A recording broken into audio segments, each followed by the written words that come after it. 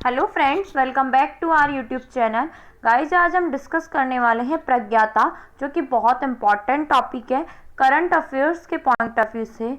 तो गाइज, यदि आप आने वाले टाइम में कोई एग्ज़ाम देने वाले हैं जहाँ पे करंट अफेयर का कोई टॉपिक पूछा जाता है, या फिर आप एक यूजीसी नेट एस्पिरेंट है, बिकॉज वहाँ पे हायर एजुकेशन टीचिंग से रिलेटेड जो भी करंट में कुछ अपडेशन हुए हैं, या फिर कोई सॉफ्टवेयर लॉन्च किया है गवर्नमेंट ने, या फिर कोई वेबसाइट लॉन्च की है, तो ऐसे क्वेश्चन ऑलमोस्ट एग्जाम में पूछे जाते हैं।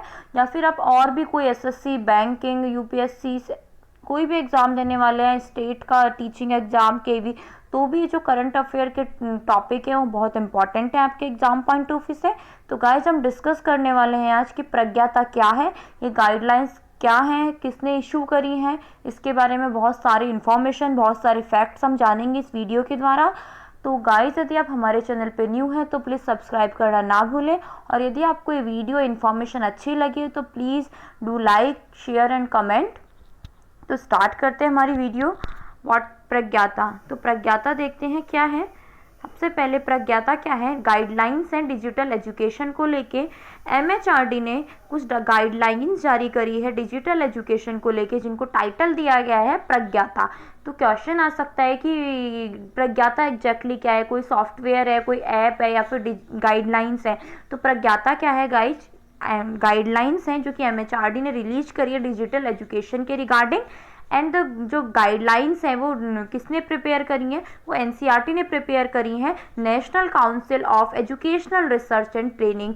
तो ये जो इशू किसने करी है, गाइडलाइन रिलीज किसने करी है, एमएचआरडी ने। जो गाइडलाइन को तैयार किसने किया है, एनसीईआरटी ने इन्हें तैयार किया है। क्योंकि जैसा कि आप सभी जानते हैं, कोविड-19 के बाद से, जब से हमारे देश में लॉकडाउन लगा है और कोविड-19 आए हैं, ऑलमोस्ट सभी स्कूल कॉलेज सब बंद हो गए हैं। सभी जो भी ऑफलाइन क्लासेज हैं वो सब बंद हो गई हैं, कोचिंग सभी जगह ऑनलाइन क्लासेज और डिजिटल एजुकेशन प्रोवाइड कराया जा रहा है।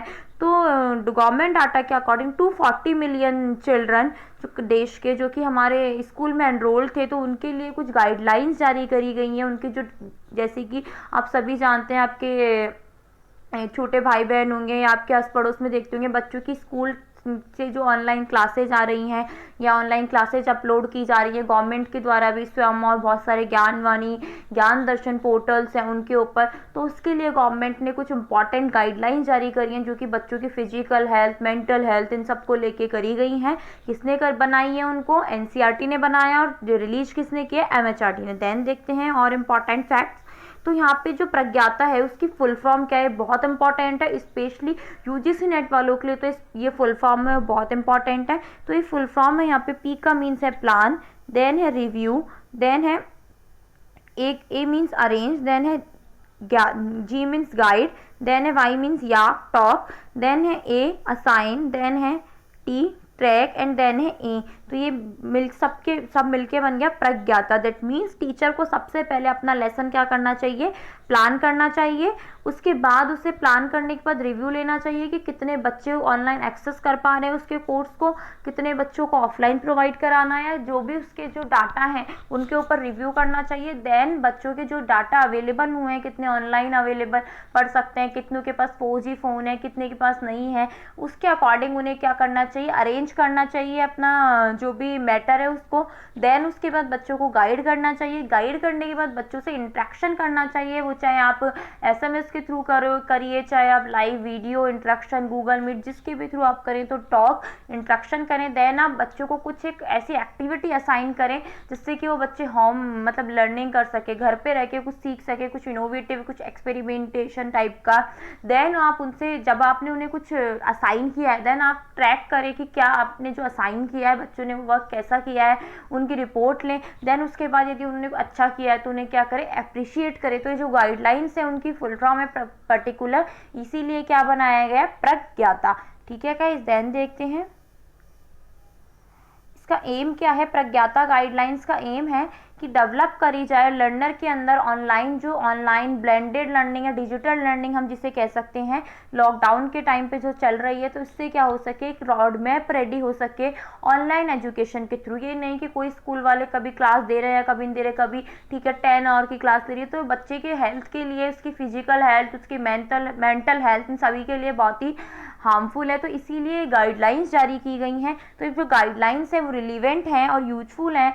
diverse set of stakeholders including school has teachers, parents, teacher, educator and student. तो ये जो गाइडलाइंस है वो particular teacher, student and specially parents के लिए भी है कि आपको बच्चों को कैसे गाइड करना है, कैसे पढ़ाना है, मतलब पढ़वाना है कि आप कैसे अपने आपका बच्चा पढ़ रहा है तो आप उसे कैसे फोकस करेंगे, कैसे ध्यान रखेंगे, कौन कौन सी फैसिलिटी है। तो ये जो सारी चीज़ें हैं वो सब जो भी स्टेक होल्डर है कहीं ना कहीं हमारे पेरेंट्स, हम as a teacher, as a student हमारा क्या क्या रोल होता है, उन सभी के लिए कुछ ना कुछ गाइडलाइंस हैं। और जो गाइडलाइंस है वो स्ट्रेस करती है alternative academic calendar NCERT for both learners having access to digital device and learners having limited और नो एक्सेस। तो इन उसमें बताया है कि इसके अंदर जो भी गाइडलाइंस है इस अकॉर्डिंग है कि जिन बच्चों के पास 4G फ़ोन या फिर टीवी, रेडियो जो है एक तो उनके लिए, और जिन बच्चों के पास कुछ भी नहीं है देखने के लिए तो उनके अकॉर्ड। तो एनसीईआरटी ने बोला है कि टू एकेडमिक ईयर फिर अलग अलग आप डाटा बनाइए, अलग अलग मटेरियल प्रोवाइड करिए जिससे कि किसी भी बच्चे की जो लर्निंग है वो इफेक्ट ना हो, सभी की लर्निंग एक कंसिस्टेंट वे से चलती रहे।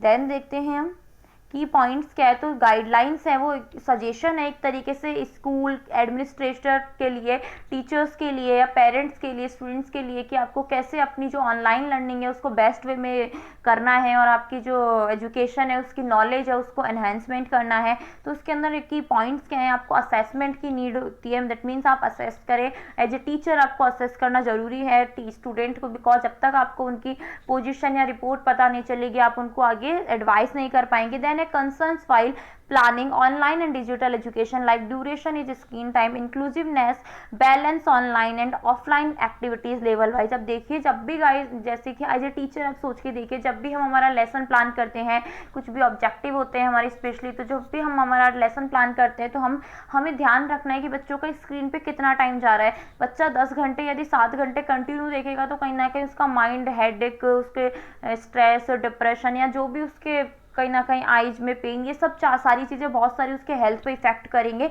तो हमें हमारी जो एजुकेशन है उसको ऐसे रखना है कि उसका स्क्रीन टाइम थोड़ा मिनिमम हो और हम उसको ऑफलाइन कुछ ऐसी एक्टिविटी दे सके जिससे कि बच्चा उसको हेल्दी वैसे कर पाए। और जहाँ तक छोटे बच्चों की बात है जो प्राइमरी क्लासेस में होते हैं, वो इतना बच्चा इतना अपनी आंखों के साथ इतना एफर्ट नहीं कर पाता, ना ही वो खुद इतना कैपेबल होता है कि वो खुद आप उसको ऑफलाइन पढ़ा रहे हैं, ऑनलाइन पढ़ा रहे हैं वो समझ जाए।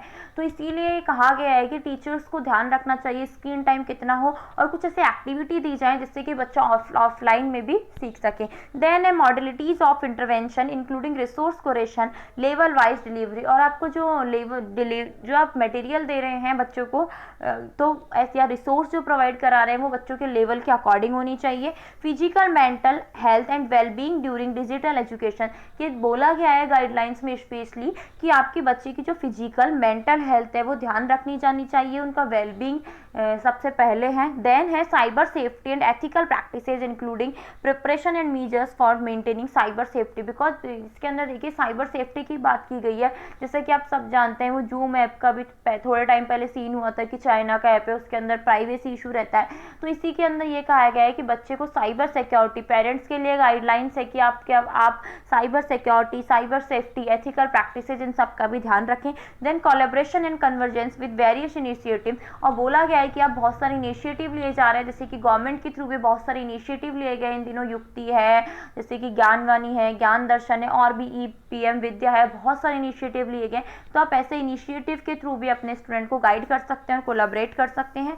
देन देखते हैं ये क्या कुछ और गाइड क्या आया है कि कितना स्क्रीन टाइम होना चाहिए, कितना स्क्रीन टाइम डिवाइडेड किया गया है। एनसीईआरटी ने जो गाइडलाइन बनाई है और MHRD ने जो इशू करा है, तो देखते हैं प्री प्राइमरी के लिए है कि on a given day for interacting with parents and guiding them not more than 30 minute. तो pre primary student that means जो नर्सरी क्लासेज में है उनके लिए है कि 30 मिनट से ज़्यादा पेरेंट्स के साथ या बच्चे के साथ आपका इंटरेक्शन नहीं होना चाहिए। Then class 1st to 12th के लिए recommended to adopt the alternative academic calendar of NCERT. तो यहाँ पे जाके आप अपना कैलेंडर डाउनलोड कर सकते हैं। देन क्लास 1 to 8 के 1st to 8th के लिए है ऑनलाइन सिंक्रोनियस लर्निंग में be undertaken for not more than 2 sessions of 30 to 45 minutes each on the days the states UTs decide to have online classes for primary sections.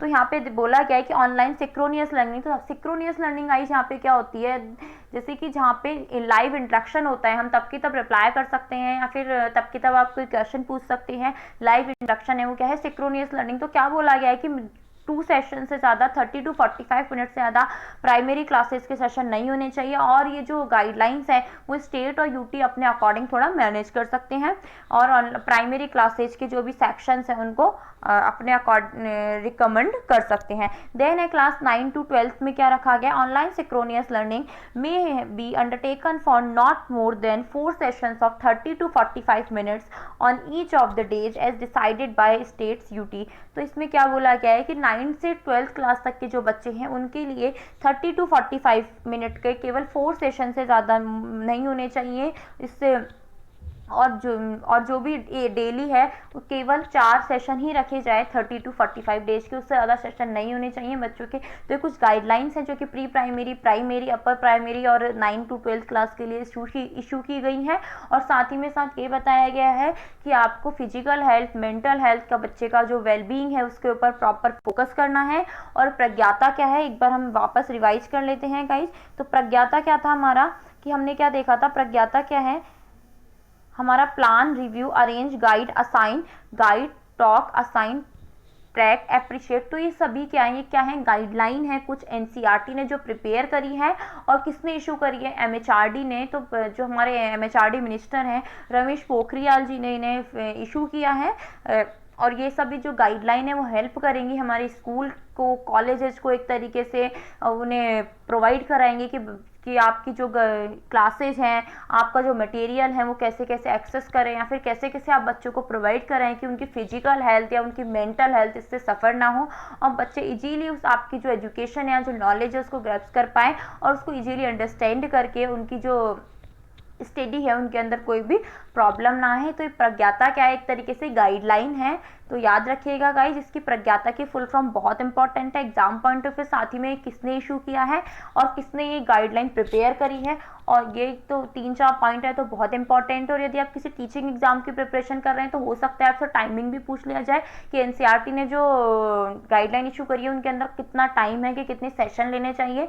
But यदि आप किसी normal जैसे कि SSC banking, तो then आपके लिए इतना सफिशिएंट है कि प्रज्ञाता क्या है, गाइडलाइन है, एमएचआरडी ने जारी की है और एनसीईआरटी ने प्रिपेयर करके, और एक फुल फॉर्म भी आप याद रख सकते हैं। ओके गाइस, तो आई होप सो आपको ये वीडियो अच्छी लगी होगी। तो यदि आपको ये वीडियो अच्छी लगी है तो प्लीज़ लाइक, शेयर और कमेंट करना ना भूलें। और ऐसी ही न्यू अपडेट या करंट अफेयर वाली वीडियो या यूजीसी नेट की वीडियो के लिए हमारे चैनल को सब्सक्राइब करना भी ना भूलें। और आपका कोई भी फ्रेंड प्रिपेयर कर रहा है किसी भी यूजीसी नेट एग्ज़ाम या किसी भी करंट अफेयर जहाँ पे उससे पूछा जाता है, तो आप उसे रिकमेंड भी कर सकते हैं हमारा चैनल। और किसी भी आपको कोई भी क्वेरी है, कोई भी क्वेश्चन है, तो प्लीज़ आप हमारा टेलीग्राम चैनल ज्वाइन कर सकते हैं। Thank you so much guys.